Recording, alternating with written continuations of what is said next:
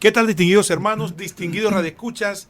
Estamos otra vez en este su programa, Respuesta Católica Internacional. Muy bien, hermanos, y estamos hoy con ustedes, Luis Roquel, que les saludamos atentamente en el nombre de nuestro Señor Jesucristo. Y hoy tenemos un programa interesantísimo que estamos seguros que a muchos de ustedes les va a encantar. Pero antes de continuar con el tema en sí, vamos a elevar una oración al Señor para que nos bendiga y nos acompañe. En el nombre del Padre, y del Hijo, y del Espíritu Santo. Amén. Señor, te damos gracias por esta oportunidad de compartir con los oyentes de Radio María un tema tan interesante como el que vamos a desarrollar en el día de hoy.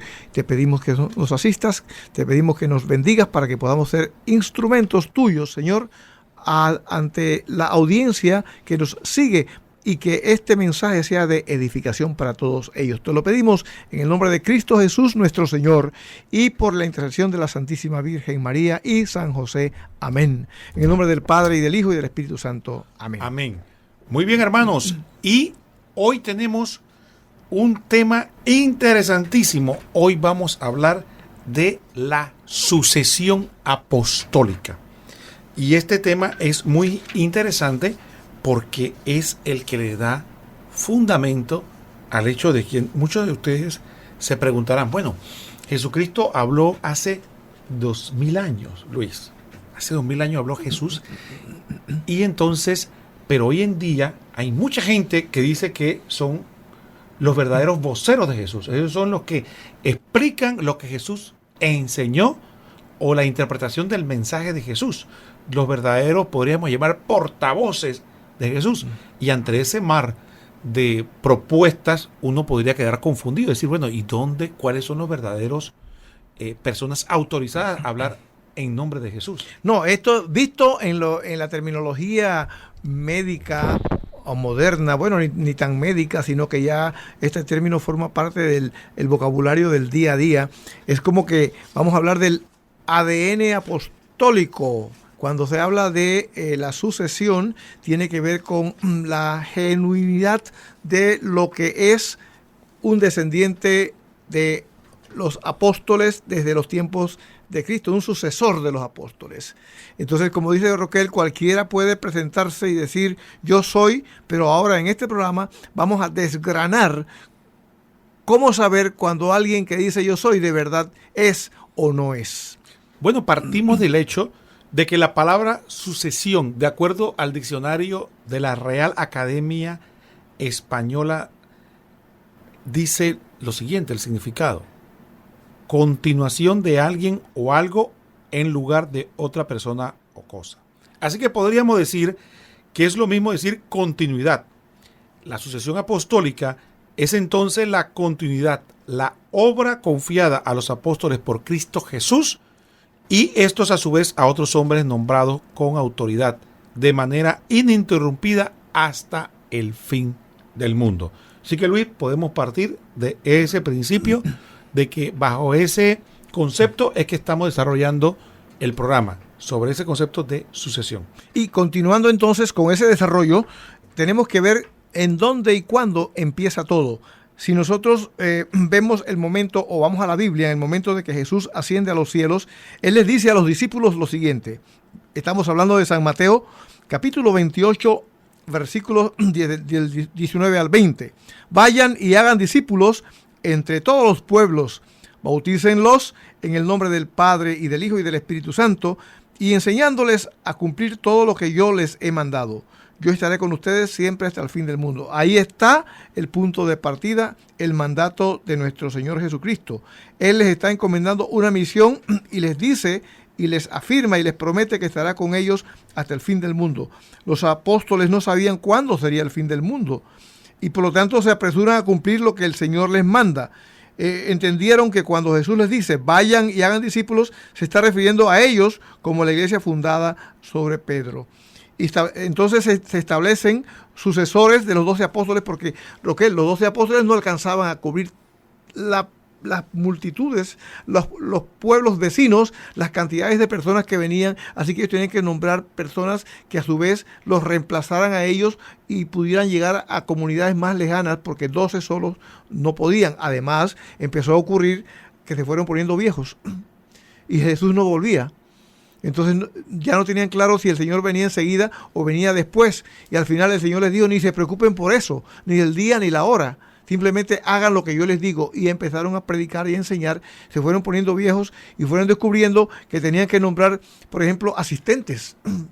Asistentes de ellos mismos. Entonces surgen los diáconos famosos y todo lo demás que iremos viendo conforme desarrollamos el programa. Estos sucesores de los apóstoles, sin embargo, ya no se llaman apóstoles, sino que se les llama episcopos, que traducido o latinizado al castellano es obispos. Y eso lo encontramos, por ejemplo, un ejemplo lo encontramos en la primera carta a Timoteo capítulo 3, versículo 1, en donde menciona cómo debe ser la persona que aspira al cargo de episcopo, es decir, de obispo. Estos obispos son los sucesores de los apóstoles. Sí, y este término es interesante, Luis, porque una pregunta que me hacía anteriormente era que uno escuchaba hablar de apóstoles y de repente el término desapareció, sí. Entonces uno se pregunta, ¿y qué pasó con las personas que continuaron? Entonces aquí vemos claro de que el término apóstol ya se circunscribe en la fe católica a lo que Jesucristo eligió directamente y que también posteriormente los apóstoles también eligen uno como sucesor y que eran testigos de la resurrección de nuestro Señor Jesucristo, testigos oculares de esa resurrección. Y por lo tanto, de allí podemos decir de que los sucesores de estos apóstoles son nuestros obispos. Luego vendrían otros y así sucesivamente hasta que Él vuelva. En adelante, estos obispos serán el enlace histórico con los apóstoles instituidos por Jesucristo, garantía de que sus enseñanzas serán transmitidas fielmente a su muerte y señal de que esta es la iglesia apostólica, fundada sobre Pedro y los apóstoles. Si se cuenta con la sucesión apostólica, entonces señal de autenticidad. Si no se cuenta con ella, entonces no existe autenticidad alguna. Las denominaciones protestantes más antiguas, por ejemplo, tienen 400 años. Otras tienen 300, otras 200 y 100. Y la mayoría menos de 75 años. No tienen sucesión apostólica alguna. La Iglesia Católica se remonta hacia los apóstoles hace más de 2000 años. Por lo tanto, como hablábamos nosotros, la sucesión apostólica es importante porque es garantía. Por eso decimos que es garantía de que viene un enlace directo con Jesucristo a través de sus apóstoles. Y por eso decimos que la iglesia es apostólica. Interesante, cuando rezamos el credo decimos, creo en la iglesia que es una, santa, católica y apostólica, precisamente por lo que acaba de comentar Roquel, que tiene sucesión apostólica, es decir, que tiene una conexión directa con los apóstoles. Entonces, los apóstoles procedieron a nombrar a los sucesores de ellos. Estos sucesores utilizaron o tomaron el nombre, adoptaron el nombre de episcopos, que latinizado es obispo. ¿Y qué significa? Tiene varios significados. Significa vigilante, inspector, el que escruta y examina con la mayor atención. Ese era el significado de la palabra episcopos en los tiempos de los apóstoles.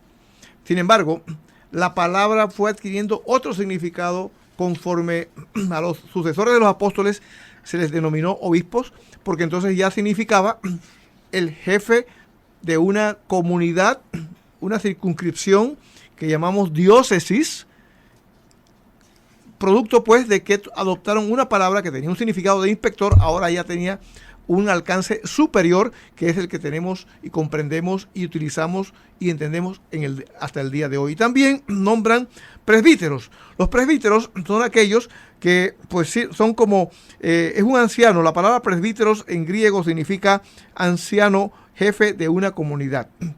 No significa que tenía que ser viejos, Roquel, sino que significa, la palabra ancianidad en la Biblia tiene un significado de sabiduría. Una persona puede ser un viejo y no es sabio. Una persona puede ser un joven y es un sabio. Una persona puede ser vieja y es una anciana y es también sabia. Por lo tanto, el sentido de la palabra presbíteros es esa sabiduría según el sentido bíblico, no importa la edad.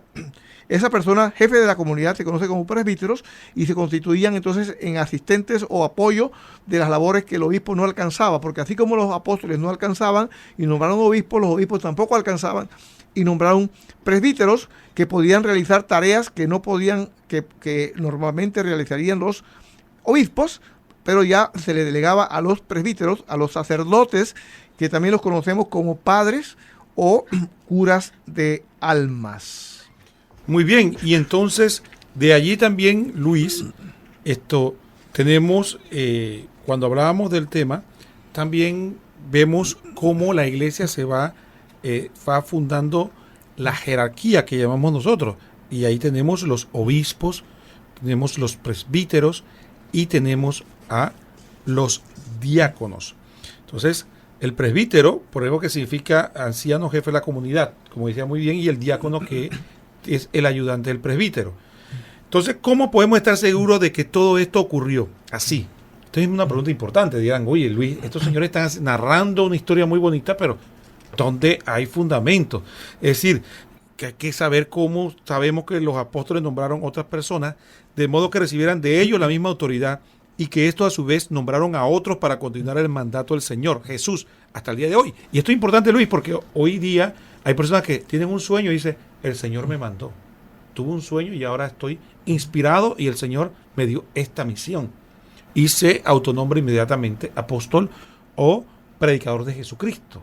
Entonces, hay que buscar en la Biblia qué nos describe.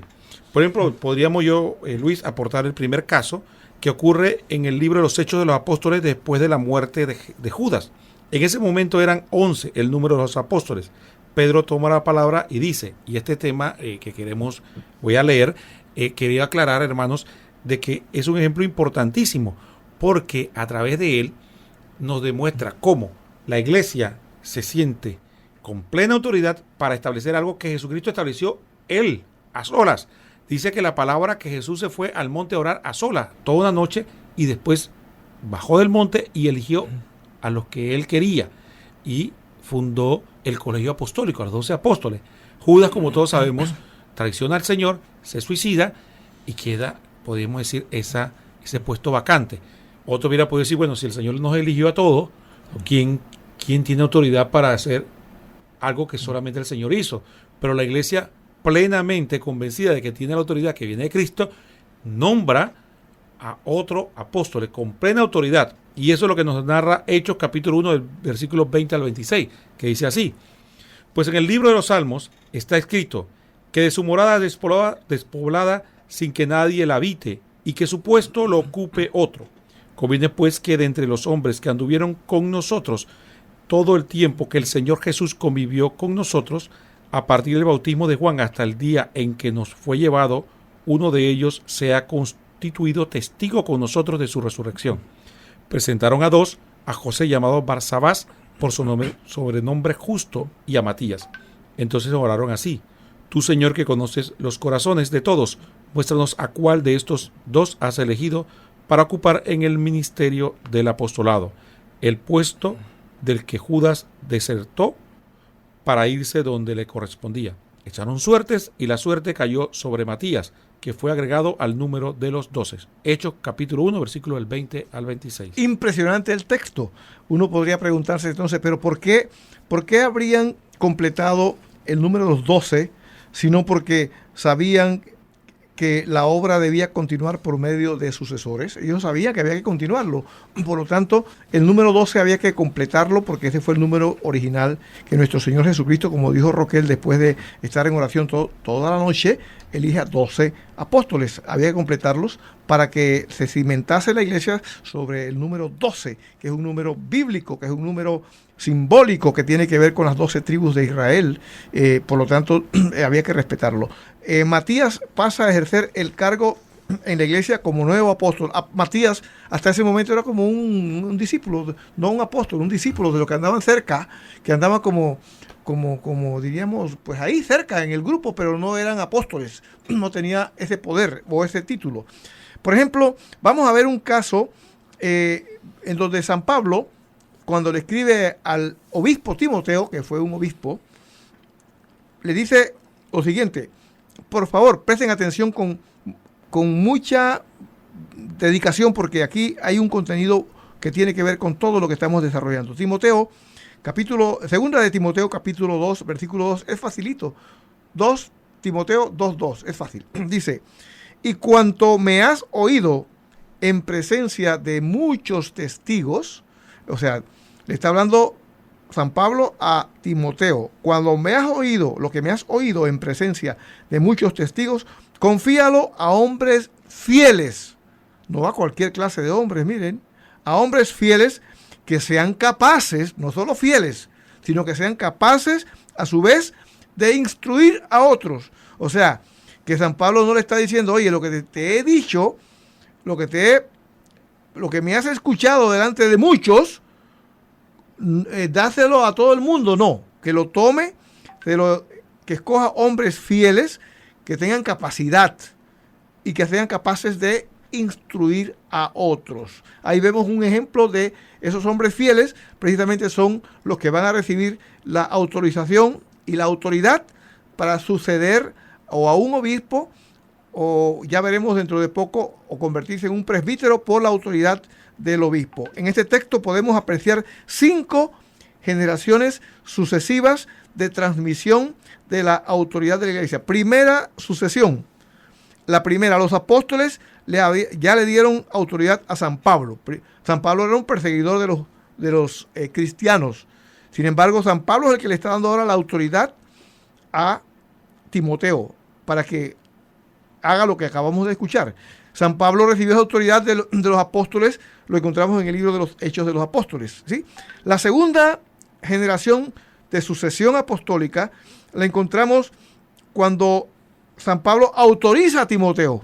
Primera autorización, los apóstoles a San Pablo. Segunda, San Pablo a Timoteo. La tercera, Timoteo, que a su vez va a encontrar hombres fieles que sean capaces a su vez de instruir a otros. O sea que San Pablo transmite la autoridad a Timoteo, Timoteo se la va a transmitir a estos hombres fieles y además capaces. La cuarta serán aquellos hombres fieles que serán capaces de instruir a otros. Esos hombres fieles instruirán a otros. Y la quinta, aquellos que serán instruidos por estos hombres capaces, porque aquí no habla de una prédica.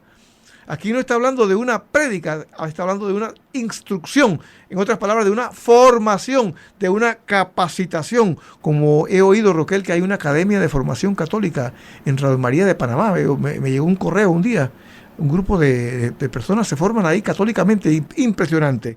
Así que bueno, Roquel, ¿qué te ha parecido estos 5 casos de sucesión generacional apostólica? Excelente, yo creo que es un ejemplo de un texto que nos pone en evidencia la sucesión apostólica y nos explica claramente cómo se da y cómo la iglesia a través de los siglos va preservando la autoridad que viene de Cristo, que Cristo le dio a los apóstoles y que los apóstoles le dan a sus legítimos sucesores. Y así, en esta primera mitad del programa, Luis, podríamos ya decir que estamos despejando ese trayecto. Entonces, hermano católico, podríamos decirle como conclusión a esta primera parte del programa de la sucesión apostólica es que tenga cuidado. No todo el que está con una Biblia, no todo el que le habla de Cristo, no todo el que dice que está inspirado por el Espíritu Santo viene con la autoridad de Cristo, ni viene con ungido con el Espíritu Santo para guiar, dirigir y ayudar a la interpretación o interpretar correctamente el mensaje de Cristo, lo que está en la Sagrada Escritura. Mucho cuidado. Por eso tenemos la sucesión apostólica, porque ahí tenemos a los legítimos sucesores de los apóstoles que nos guían con verdad. Así que con esto podemos hacer la primera pausa, Luis, del programa y después continuamos con este tema interesantísimo de la sucesión apostólica. Así que mientras hacemos esa pausa, como Luis muy bien dice, tome un vaso con agua, relájese, tome un respiro y después continuamos con el tema.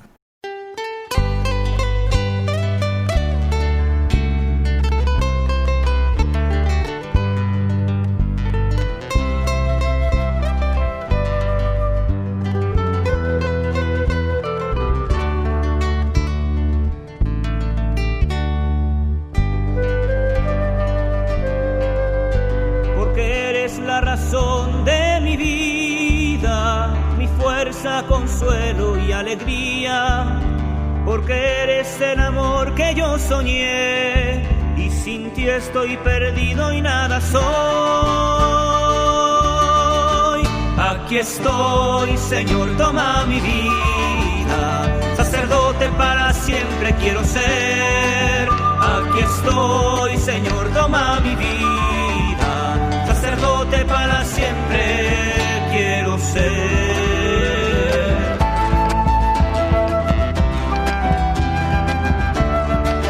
Al postrarme en tu presencia estoy temblando, consciente de mi nada y pequeñez, y al levantarme con tu espíritu divino, tu siervo consagrado yo seré. Mi vida como santo relicario, tu presencia a los hombres llevará, y en mis manos tus manos los bendecirá, y en mí tu corazón los amará. Aquí estoy, Señor, toma mi vida, sacerdote para siempre quiero ser. Aquí estoy, Señor, toma mi vida, sacerdote para siempre quiero ser.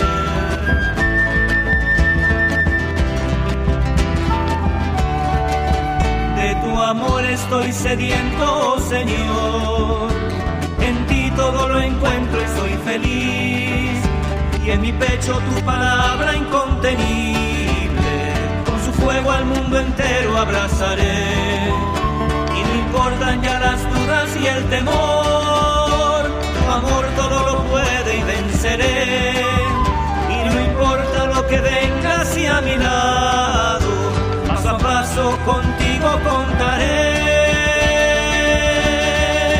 Aquí estoy, Señor, toma mi vida, sacerdote para siempre quiero ser. Aquí estoy, Señor, toma mi vida, sacerdote para siempre quiero ser. Tú eres digno de ser preferido, amado y servido sobre todo, Señor. Aquí estoy, Señor, toma mi vida, sacerdote para siempre quiero ser.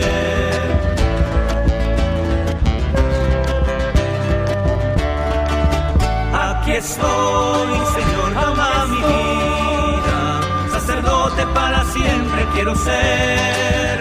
Aquí estoy, Señor, toma mi vida, sacerdote para siempre quiero ser.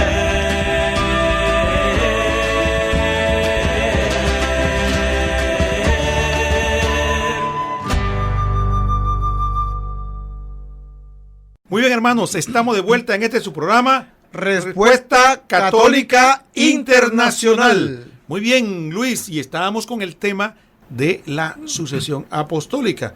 Y también queríamos dar otros ejemplos bíblicos sobre este tema. Mira, Luis, qué interesante que en la carta de Tito leemos lo siguiente. Tito capítulo 1, versículo 5. El motivo de haberte dejado en Creta fue que acabaras de organizar lo que faltaba y establecieras presbítero en cada ciudad como yo te ordené. Aquí vemos con claridad, Luis, cómo San Pablo le otorga a Tito la potestad de ordenar presbítero, poder que Pablo había a su vez recibido. San Pablo también describe cómo debe ser el diácono en 1 Timoteo 3:8. De la misma manera, los diáconos deben ser hombres respetables, de una sola palabra, moderados en el uso del vino y enemigos de ganancia deshonesta. Con esto le está dando una explicación San Pablo a Tito de cómo debe ser Timoteo, de cómo debe ser la persona que se debe elegir para que reciba el orden como diácono, y esta parte es muy importante. Y además podemos complementar los textos que muy bien ha citado Roquel en la primera carta, por ejemplo, de San Pedro, cuando se refiere a los presbíteros. Recordemos que esta palabra quiere decir ancianos de la época con estas extraordinarias palabras. Estamos hablando de la primera carta de Pedro, capítulo 3, del 1 al 2. Dice: a los ancianos que están entre ustedes les exhorto yo, anciano como ellos, apacienten el rebaño de Dios que les ha sido encomendado, cuidando de él no a la fuerza, sino de buena gana. Interesante, Roquel, queridos amigos, porque también el obispo es anciano, es un presbítero. O sea que el título de presbítero lo lleva consigo también implícito el obispo. Por lo tanto, el presbítero es presbítero, pero el obispo es un presbítero que es obispo. O sea que tiene la condición aquella, porque San Pedro aquí lo está diciendo claramente, yo, anciano como ellos. En el libro de los Hechos de los Apóstoles se nos dice que el papel tan importante de los obispos y cómo debe ser, y predice que habrá desobediencias dentro de la iglesia. Hablamos de Hechos 20 del 28 al 30, dice: cuiden de ustedes y de toda la grey en la que el Espíritu Santo los puso como obispos para apacentar la iglesia de Dios que Él adquirió con su sangre. Sé que después de mi marcha se meterán entre ustedes lobos feroces que no perdonarán al rebaño, y que de entre ustedes mismos surgirán hombres que enseñarán doctrinas perversas con el fin de arrastrar a los discípulos tras ellos. O sea, de entre los mismos cristianos van a surgir hombres perversos que pervertirán, confundirán a los demás discípulos para llevarlos consigo. Luis, pero entonces podríamos decir, como salen en algunas películas extranjeras, de que cualquier similitud con la realidad es por casualidad, o aquí no cabe esa... No, aquí diría, cualquier similitud con la realidad no es coincidencia. No es coincidencia, ya está predecido. Ya está predicho, sí, así que se va a dar. Entonces, no es de extrañar, hermanos, que también lo que dice la palabra, porque hay personas, hermanos católicos, que se escandalizan cuando escuchan y dicen que X sacerdote o incluso X obispo está diciendo esto o aquello que va contra la enseñanza oficial de la iglesia, y dicen, oye, pero ¿cómo es posible esto? Pero sí, imagínense, ya desde los Hechos de los Apóstoles se predice que eso va a ocurrir, de que se va a introducir, aquí lo dice con mucha diafanidad, sé que después de mi marcha se meterán entre ustedes lobos feroces que no perderán el rebaño, y que de entre ustedes mismos surgirán hombres que enseñarán doctrinas perversas con el fin de arrastrar a los discípulos tras ellos. Entonces, esto creo que más claro que el agua, ¿sí?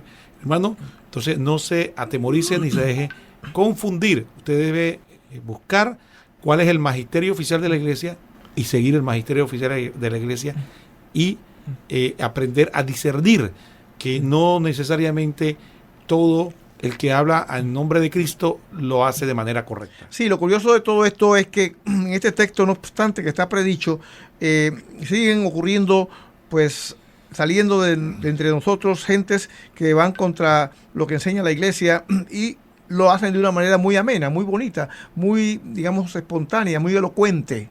Tienen mucha facilidad de expresión y hasta no dejan ni pensar porque gritan mucho. Entonces, recordemos que cuando el diablo tienta a Eva, maneja a Eva a su gusto, contra el mismo Dios, ya no es contra la iglesia en sí, la comunidad, los sucesores, sino contra el mismo Dios cuando le dice, el Señor me ha dicho que no coman de... así que el Señor les ha dicho que no coman ningún fruto del jardín. Y Él les dijo que no comieran de un fruto, de un árbol. El diablo les dice, de muchos. Él sabe que si comen, serán como dioses ustedes. El lenguaje es atractivo. Cuando una persona se sienta o va en su auto y sintoniza, por ejemplo, una emisora que ataca a la iglesia de Jesucristo, que es la iglesia católica, está haciendo lo mismo que Eva cuando escuchaba las conversaciones con el diablo. Es un diálogo ameno, es un diálogo simpático, es un diálogo, entre comillas, es un diálogo dulzón. Y cuando usted va a ver, queda como Eva, envuelta en las patrañas y en los sofismas y en los enredos, y ya no siente nada por la iglesia, que hasta ayer, para usted o para el que hizo eso, por ejemplo, la Virgen María era la Madre de Dios, y ahora pues dicen que es un vaso o una cosa pasajera, producto de que abrieron el oído, a pesar de que aquí estaba predicho en los Hechos de los Apóstoles. Los primeros cristianos comprendieron y aceptaron las enseñanzas que hemos mencionado de estos textos que establecieron los apóstoles para llevar adelante la evangelización y conservar la pureza de las enseñanzas, es decir, las doctrinas.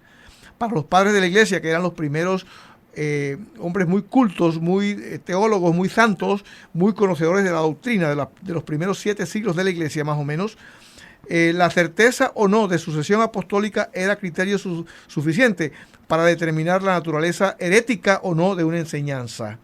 Esto se hacía necesario, pues es una característica típica de todo hereje el fundamentar sus doctrinas y teorías en la pura escritura según la interpretación personal suya, aunque cuando se les arguye con las Biblias, vamos a ver cómo describe San Ireneo de Lyon, o de Lyon, como se pronuncie, cómo contestan según lo que dice San Ireneo cuando usted les utiliza las citas bíblicas para refutarles. Dice San Ireneo, se ponen a atacar las mismas escrituras afirmando que están corrompidas o que no son auténticas o que no concuerdan, pretendiendo que no se puede sacar de ellas la verdad si no es que uno conozca la tradición que no fue transmitida por escrito, sino de viva voz. Y dice, todos estos herejes son muy posteriores a los obispos a los cuales los apóstoles entregaron las iglesias, y puesto que son ciegos para la verdad, estos herejes tienen necesidad de salirse del camino trillado y de buscar andando por caminos siempre nuevos. Esta es la razón por la que los elementos de su doctrina no concuerdan y están dispersos sin orden alguno. En cambio, el camino de los que están en la iglesia da la vuelta al mundo entero y tiene la tradición segura que procede de los apóstoles. En ella se puede ver que todos tienen una única e idéntica fe, que todos admiten un mismo y único Dios Padre, todos creen en la misma economía de la encarnación del Hijo de Dios, todos tienen la misma conciencia de que les ha sido dado el Espíritu Santo, todos practican los mismos mandamientos y guardan de la misma manera las ordenaciones eclesiásticas, todos esperan la misma venida del Señor y esperan la misma salvación de todo el hombre, es decir, del alma y del cuerpo. Bueno, Luis, yo creo que con esta diafanidad San Ireneo nos está explicando una realidad que tiene palpitante actualidad, porque esto nos describe muy bien lo que está ocurriendo hoy en día, cómo hay personas que tuercen las escrituras y muchas veces engañan al pueblo católico, pero que el que se mantiene fiel en la iglesia tiene todos esos dones que San Ireneo describe muy bien. Pero también, Luis, yo te puedo mencionar otro gran santo que vivió en los tiempos apostólicos, pues nació alrededor del año 30, fue San Ignacio de Antioquía, discípulo directo de San Juan y San Pablo, a quien se le apodaba Teóforo, que significa portador de Dios. Fue él quien llamó por primera vez a la Iglesia Católica, a la Iglesia como católica. Y esto es importante porque es una pregunta recurrente. ¿De dónde sacaron la palabra católico? Dicen algunos. ¿Dónde está eso en la Biblia? Bueno, hermanos, San Ignacio muere devorado por las fieras del circo romano en el año 107, apenas unos años después de la muerte de San Juan. Este santo escribe lo siguiente en su carta a los Efesios. Yo me ofrezco como rescate por quienes se someten al obispo, a los presbíteros y a los diáconos, y ojalá con ellos se me concediera entrar a la parte de Dios. Conviene pues glorificar en toda forma a Jesucristo, que los ha glorificado a ustedes, a fin de que reunidos en una misma obediencia, sometidos al obispo y al presbítero, sean santificados en todas las cosas. Importante lo que dice este santo, porque San Ignacio de Antioquía, porque la iglesia tenía que ser universal. Así lo dijo nuestro Señor. Y la palabra universal en latín es católico. Y en griego, católicos tienen unas raíces muy similares. Por lo tanto, decir que la iglesia era católica es la iglesia que nuestro Señor Jesucristo indicó que fuera universal. Y universal era, la palabra que se usaba era católico. Por lo tanto, esa es la iglesia católica. Es decir, la iglesia universal, pues. Entonces, la iglesia no es que se llama católica, la iglesia es católica. No es que se llama católica, es católica, es un signo, es universal, por eso se le llama una santa, católica y apostólica. Roquel, y antes de que se termine el tiempo, que creo que estamos ya cercanos, faltan unos minutos. 10 minutos. 10 minutos nos quedan, bueno, suficiente. Hay un pasaje o unos pasajes interesantes en la Biblia. Por ejemplo, cuando los apóstoles van donde nuestro Señor Jesucristo, estando pues todavía entre nosotros, y le dicen, oye, maestro, voy a decirlo con mis palabras, ¿eh? Perdóneme usted que yo no sea tan literal con el texto. Dice, maestro, por allá hay unos tipos, eso de tipos no está en la Biblia, pero es la forma de hablar de algunos lugares. Hay unos tipos, unos personajes que no son de los nuestros y andan echando demonios, sacando demonios de la gente. ¿Qué quieres que hagamos con ellos? Que los amonestemos. Dice, no, espérate, déjalos tranquilos, que el que no está contra nosotros está con nosotros. Entonces la gente dice, mira, no tiene que ser del mismo grupo porque también puede sacar. Bueno, es que hay dos cosas. Todavía no se había dado la redención per se, porque la redención se da en la muerte y resurrección de nuestro Señor Jesucristo. Ahí se ocurre la resurrección. Pero miren lo que ocurre en otro pasaje similar, pero ya después de la resurrección, en los Hechos de los Apóstoles está. Cuando habían unos tipos también echando demonios afuera y le estaban regañando a unos posesos para que salieran del cuerpo de ese hombre o esas personas, y no eran del grupo de los apóstoles, y les decían cosas, y les decía, por Pedro y por Pablo tienen que dejar a ese hombre, salir de allí. Y los demonios le decían, a Pedro y a Pablo los conocemos, a ustedes no, y le entraron a guante. Sí. Los apalearon, o sea que el mismo caso en los tiempos de Cristo tenía un sentido y después de Cristo tenía otro. Tenía que ir a través de la autoridad de la iglesia, ya no por iniciativa espontánea de cada uno, porque no contaban con la sucesión apostólica, que era la que le daba el poder de los exorcismos.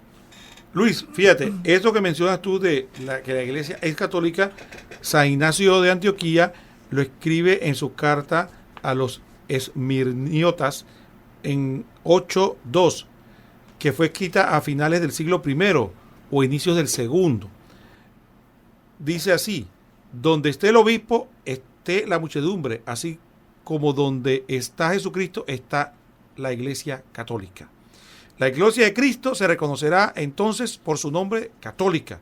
Si es católica, es la iglesia de Cristo. Si no se llama católica, entonces no es la iglesia de Cristo.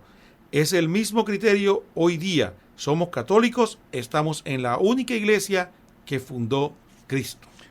Y curiosamente entonces, hermanos y amigos que nos escuchan, la certeza de que nosotros tenemos conexión directa con la iglesia que fundó Cristo es esta señal de sucesión. Un obispo impone las manos a un cristiano y lo confiere, lo unge ya como presbítero, sacerdote. El obispo también, en un momento dado, puede determinar si un sacerdote se convierte en obispo, también le impone las manos y se convierte en obispo, con la divina autoridad del Papa, por supuesto, quien es el que le autoriza a realizar aquello. Y así sucesivamente, unos a otros, unos van muriendo, otros van llegando, y se va pues propagándose la iglesia por todo el mundo a través de los siglos, de las persecuciones, se van dando las ordenaciones, las unciones y todo aquello, hasta que, por ejemplo, en el siglo X, la iglesia oriental se separa de la iglesia occidental, de la iglesia católica, la iglesia ortodoxa, las iglesias ortodoxas.